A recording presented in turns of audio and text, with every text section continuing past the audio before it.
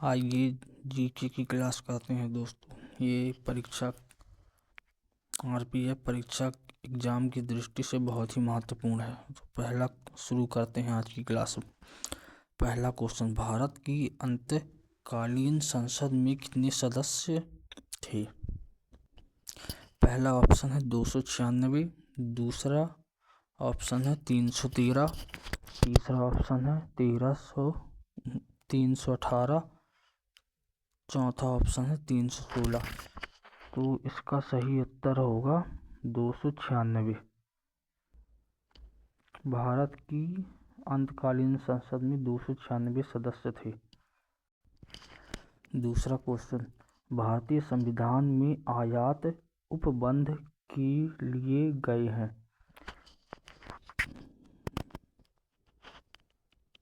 पहला option British संविधान से, दूसरा ऑप्शन भारत सरकार अधिनियम 1935 से, तीसरा ऑप्शन है आयरिश संविधान से, चौथा ऑप्शन है जापानी संविधान से।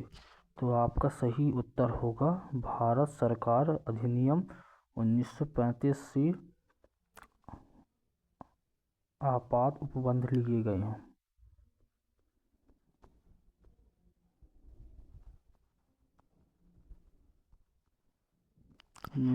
से आपात उपबंध लिए। प्रथम केंद्रीय विधानसभा का गठन कब किया गया था? पहला ऑप्शन है 1922 में, दूसरा ऑप्शन है 1923 में, तीसरा ऑप्शन है 1921 में, चौथा ऑप्शन है 1920 में। तो आपका सही आंसर होगा 1921 में केंद्रीय विधानसभा का गठन किया गया है। 1921 में इसमें गठन हुआ है और एक्ट है 1919 का, ये अधिनियम है।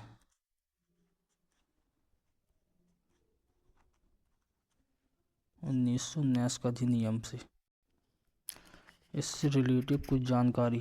भारत सरकार अधिनियम 1919 के तहत प्रथम केंद्रीय विधानसभा का गठन वर्ष 1921 में 1921 में हुआ है, लेकिन भारत सरकार का जो अधिनियम था वो 1919 था।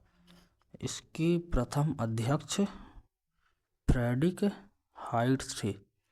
इसके प्रथम अध्यक्ष, ये इम्पोर्टेंट है, ये परीक्षा में पूछा जा सकता है। इसके प्रथम अध्यक्ष फ्रेडरिक हाइट थे, जो 1921 से 1925 तक थे। इनका कार्यकाल, पहले अध्यक्ष का कार्यकाल 1921 से 1925 तक था, जबकि इसके दूसरे अध्यक्ष स्वराज पार्टी के विट्ठल भाई पटेल थे। पहले अध्यक्ष और दूसरे अध्यक्ष से क्वेश्चन आ सकता है। 24 अगस्त 1925 से अप्रैल 1930 तक थे विट्ठल भाई पटेल, ये अध्यक्ष थे। इतनी अवधि तक 24 अगस्त 1925 से अप्रैल 1930 तक ये अध्यक्ष रहे। अगला क्वेश्चन, भारत की संविधान सभा किसके कहने पर बनाई गई? तो पहला ऑप्शन है बीबल प्लान के कहने पर, दूसरा ऑप्शन है क्रिप्स मिशन के तहत, तीसरा ऑप्शन है अगस्त ऑफर के तहत, चौथा ऑप्शन है कैबिनेट मिशन के तहत। तो इसका सही उत्तर है कैबिनेट मिशन के तहत भारत संविधान सभा का गठन किया गया था। भारत की संविधान सभा का गठन कैबिनेट मिशन योजना द्वारा दिए गए सुझाव और प्रस्तावों के तहत 1946 में इसका गठन किया गया था। संविधान सभा का गठन के निर्माण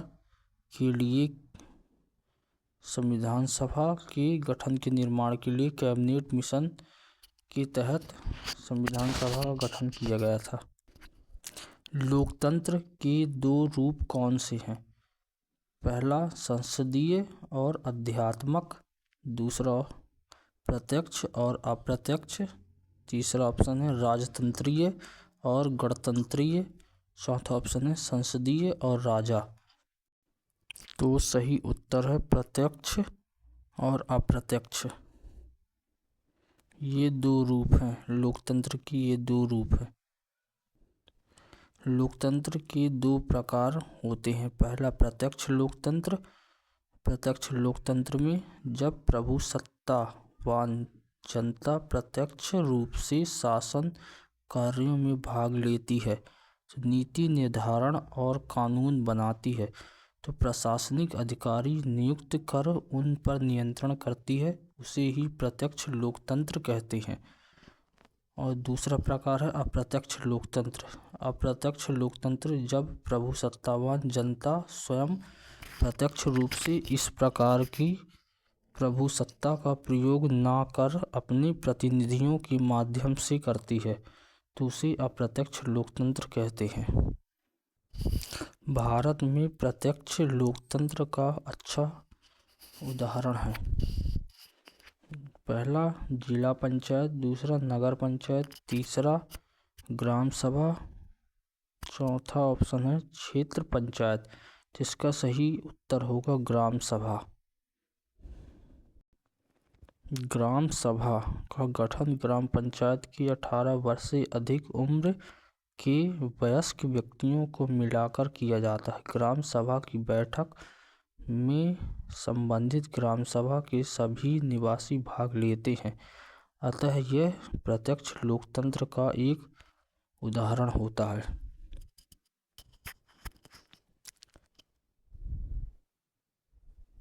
प्रकटित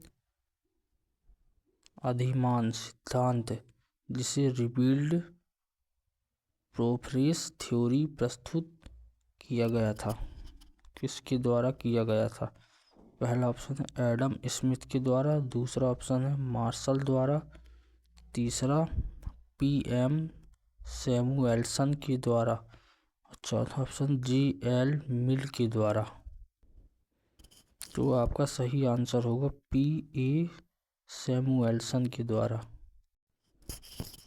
ये प्रकटित अधिमान सिद्धांत रिपील्ड प्रोफ्रेस थ्योरी PM सैमुएल्सन के द्वारा प्रस्तुत की गई थी। यह सिद्धांत उपभोक्ता व्यवहार से संबंध रखता है।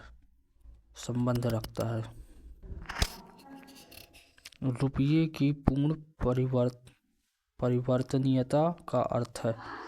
पहला ऑप्शन है रुपये से विदेशी मुद्रा की मुक्त रूप से खरीद, दूसरा ऑप्शन है आयात के लिए रुपये के रूप में भुगतान, तीसरा ऑप्शन है ऋण की वापसी रुपये के रूप में और चौथा ऑप्शन है मांग और पूर्ति के बाजार बलों द्वारा रुपये और विदेशी मुद्राओं के बीच विनिमय दर का मुक्त रूप से निर्धारण करना। तो सही उत्तर होगा मांग और पूर्ति के बाजार बलों द्वारा रुपये की विदेशी मुद्राओं के बीच विनिमय दर का मुक्त रूप से निर्धारण। ये परिवर्तनीय मुद्रा वह मुद्रा होती है जो आसानी से खरीदी, बेची और परिवर्तित की जा सके, जो बिना किसी केंद्रीय बैंक या संस्था की अनुमति के। रुपये की पूर्ण परिवर्तनीय होने का तात्पर्य यह है कि इससे किसी भी दूसरे देशों में दूसरी मुद्रा के साथ आसानी से परिवर्तित किया जा सके, साथ ही भारत में दूसरी मुद्रा का आसानी से रुपये में हस्तांतरण हो सके।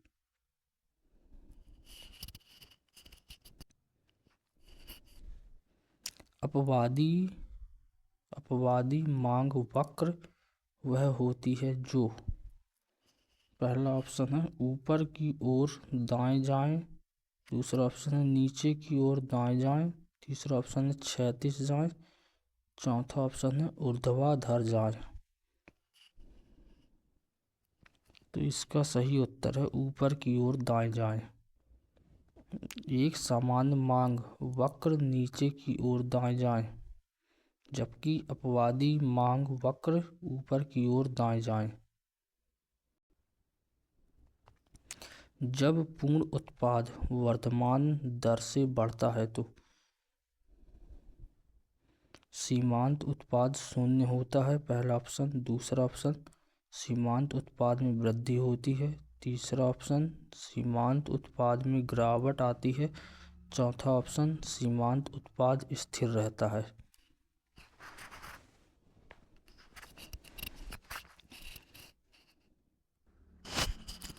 तो वर्धमान दर से बढ़ता है तो सीमांत उत्पाद में वृद्धि होती है। सही ऑप्शन है, सीमांत उत्पाद में वृद्धि होती है। सीमांत उत्पाद जब पूर्ण उत्पाद वक्र की ढाल होती है, यदि पूर्ण उत्पाद वक्र की ढाल बढ़ती है, जब वक्र की ढाल बढ़ती है तो सीमांत उत्पाद में वृद्धि होती है, और जब वक्र की ढाल घटती है तो सीमांत उत्पाद में गिरावट आती है। जब वक्र की ढाल बढ़ती है तो वृद्धि होती है,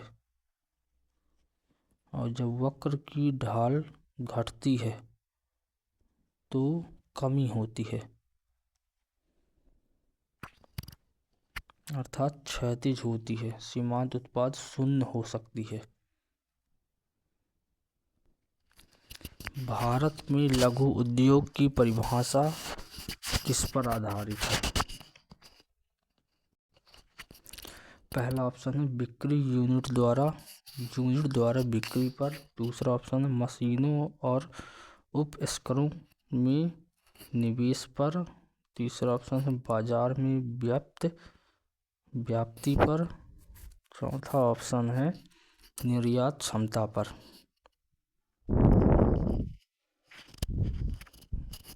इसका सही उत्तर मशीनों और उपकरणों में निवेश पर। ये लघु उद्योग एक औद्योगिक उपक्रम है जिसमें संयंत्र, मशीनरी और परिसंचित होती है, चाहे उनकी धारित स्वामित्व के निबंधन पर हो या पट्टे या किराया पर खरीद हो।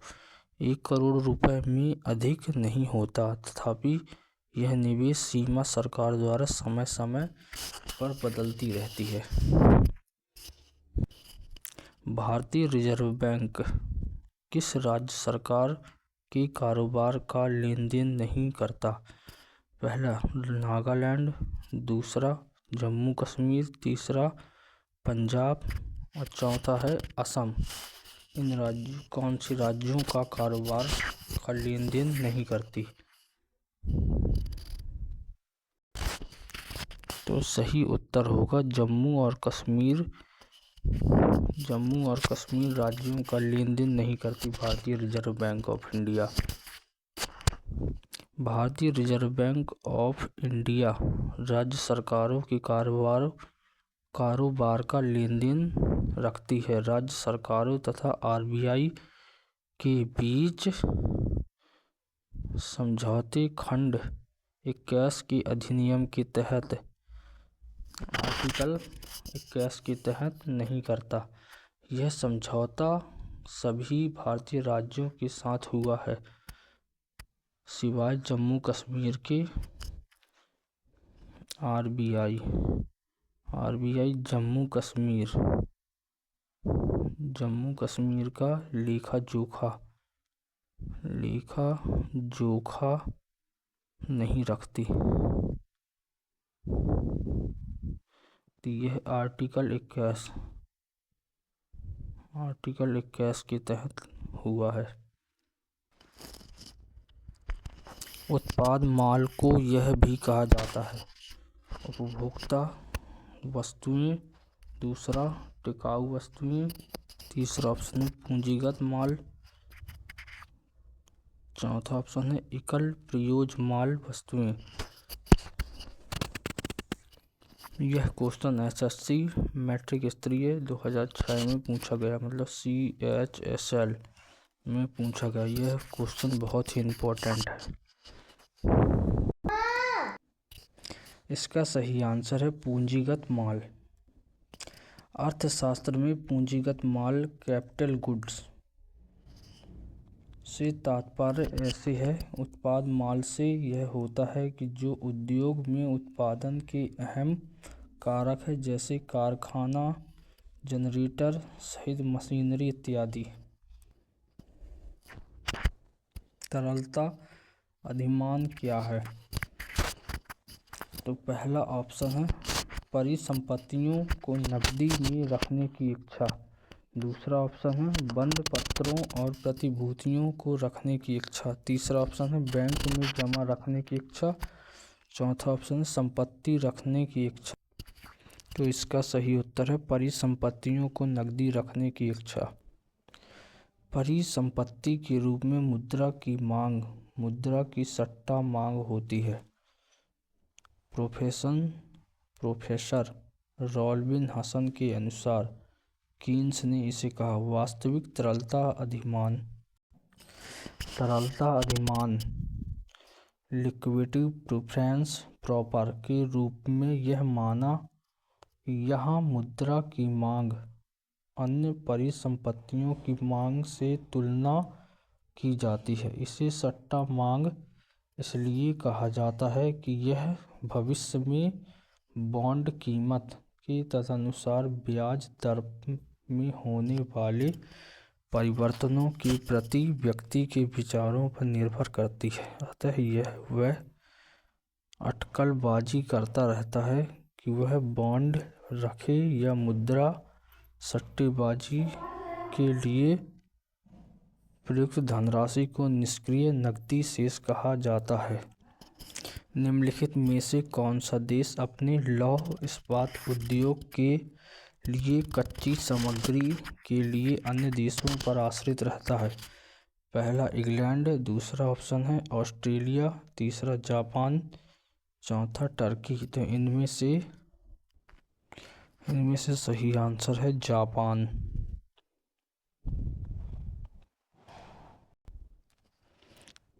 जापान लौह अयस्क के लिए अग्रणी देशों में है। यह लौह अयस्क और कोयले का बृहत्तम भंडार नहीं है। यह विश्व में कई देशों से उच्च कोटि का लौह और लौह खनिज तथा कोयला आयात करता है। बुद्ध ने अपना प्रथम प्रवचन कहाँ दिया था? पहला ऑप्शन है गया, दूसरा ऑप्शन है सारनाथ, तीसरा ऑप्शन है पाटलिपुत्र, चौथा ऑप्शन है वैशाली। तो सही उत्तर है सारनाथ में बुद्ध ने अपना पहला प्रवचन सारनाथ में दिया था। बुद्ध ने अपना प्रथम प्रवचन या उपदेश सारनाथ ऋषि पंतनम में दिया था, जिसे बौद्ध ग्रंथों में धर्म चक्र प्रवर्तन कहा गया है। बुद्ध ने अपने उपदेश जनसाधारण की भाषा पाली में दिया है। गौतम बुद्ध ने अपना पहला उपदेश किस भाषा में दिया है? पाली भाषा में। धातु से बने सिक्के सबसे पहले प्रकट हुए थे। पहला ऑप्शन है हड़प्पा काल में, उत्तर वैदिक काल में या बुद्ध काल में। डी ऑप्शन है मौर्य काल में। इसका सही उत्तर होगा बुद्ध काल में। बुद्ध काल में धातु से बने सिक्के प्रकट हुए थे। भारत के प्राचीनतम धातु के सिक्कों को जो 5वीं अथवा 6वीं शताब्दी जो ईसा पूर्व मतलब बुद्ध काल से पहले का समय पंचमार्क अथवा आहत सिक्के भी कहा जाता है। ये अधिकांश चांदी के होते थे, परंतु कुछ तांबे के आहत सिक्के भी प्राप्त हुए। इसे आहत इसलिए कहा जाता है क्योंकि इन पर अलग अलग ठप्पा मारकर विभिन्न प्रतीक अंकित किए गए हैं। ऐसे सिक्के समूचे देश में तक्षशिला से मगध तक और मगध से मैसूर तक मिले थे। 1919 अधिनियम में द्वैत शासन धारणा को जिस व्यक्ति ने परिचित कराया था वे कौन थे? पहला मॉन्टेग्यू, दूसरा तेज बहादुर सप्रू। तीसरा ऑप्शन है लाइनेल कर्टिस। चौथा ऑप्शन है जेम्स फोर्ड। सही उत्तर होगा मॉन्टेग्यू। इससे रिलेटिव कुछ जानकारी। 1919 के अधिनियम में द्वैत शासन धारणा तत्कालीन भारत के सचिव, उस समय भारत के सचिव लॉर्ड मॉन्टेग्यू थे। ये द्वैत शासन धारणा इन्हीं की देन है। तत्कालीन भारत का वायसराय लॉर्ड चेम्सफोर्ड के कारण 1919 के अधिनियम में मॉन्टेग्यू चेम्सफोर्ड सुधार भी कहा जाता है। इसे द्वैत शासन धारणा को मॉन्टेग्यू चेम्सफोर्ड सुधार भी कहा जाता है। इसलिए इस अधिनियम के द्वारा राज्यों में द्वैत शासन की स्थापना की गई और राज्यों में यह द्वैत शासन व्यवस्था अप्रैल 1921 से अप्रैल 1937 तक लागू रही।